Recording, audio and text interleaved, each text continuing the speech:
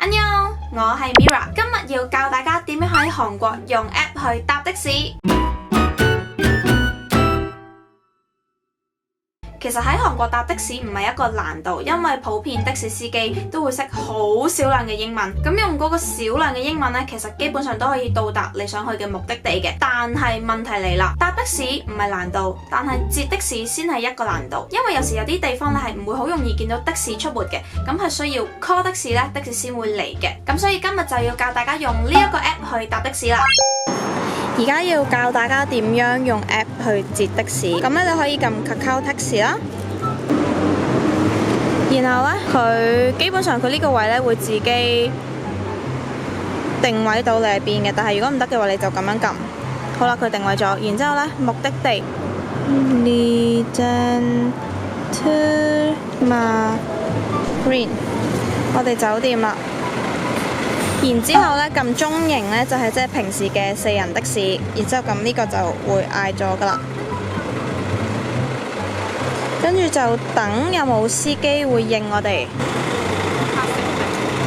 哦，有啦，咁咧代表佢應咗啦，咁個司機個名啦，跟住佢嘅車牌咧都會顯示喺度嘅。然後地圖咧你見唔見到架車移動緊啊？我哋就可以睇到個的士司機嘅動向啦。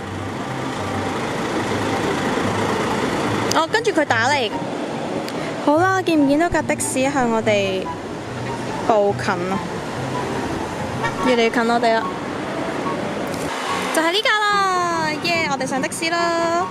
哇！大家睇完係咪覺得超級容易呢？我真係覺得呢個 app 嘅發明係超級偉大。其實韓國係有好多個呢啲的士嘅 app 啦，但係呢個 Kakao Taxi 咧係最多司機會用嘅，所以佢嘅覆蓋率咧係會最大。即係話如果你用呢個 app 去 call 的士嘅話咧，你 call 到的士嘅速度同埋成功率咧係會高好多。咁我覺得呢個 app 嘅好處係因為佢覆蓋率夠大啦，所以無論你24小時你幾時叫的士咧，都會好快有司機去覆你。同埋你搭完的士之後咧，其實你係可以評分嘅，有1到5粒星。咁呢啲評分咧係所有人都可以見到嘅，所以佢呢啲評分咧係對司機好重要。所以每一個的士司機嘅服務咧係一定會有保證，唔會差得去邊。同埋你 call 完的士，你成功上咗的士嘅時候咧，其實會有一個安心 message 安心嘅 message 去 send 俾你嘅朋友或者你家人。你上咗邊架的士啊？你個位置喺邊啊？大概要幾耐車程先會到你嘅目的地啊？咁呢啲嘅資料都會詳細記錄咗落嚟嘅。所以如果你係一個女性，你自己一個去搭車嘅時候呢，都唔使擔心嗰個危險。如果你用呢個 app 去叫的士，同你喺街度截的士個價錢係一樣嘅，唔會有額外嘅服務費。咁講完咁多個優點之後，缺點係咩呢？其實缺點呢，我就覺得得一個嘅啫，就係如果你唔係太識韓文嘅話呢，可能用呢個 app 呢就會比較辛苦，因為你 call 完的士之後，個司機有機會會打電話俾你，問你嗰個正確位置喺邊。咁如果你韓文未算話太好嘅時候，可能就會同司機溝通上面會有困難。咁所以我覺得呢一個係唯一一個唔太好嘅地方咯。好啦，咁今日我嘅分享就到此為止啦。唔知大家覺得呢個教學對你有冇幫助呢？咁希望大家第日去韓國旅行嘅時候呢，都可以用呢個 app 去叫的士，令你嘅旅程更加方便咯。咁我哋聽日10點再見啦，拜拜。我係 Mira。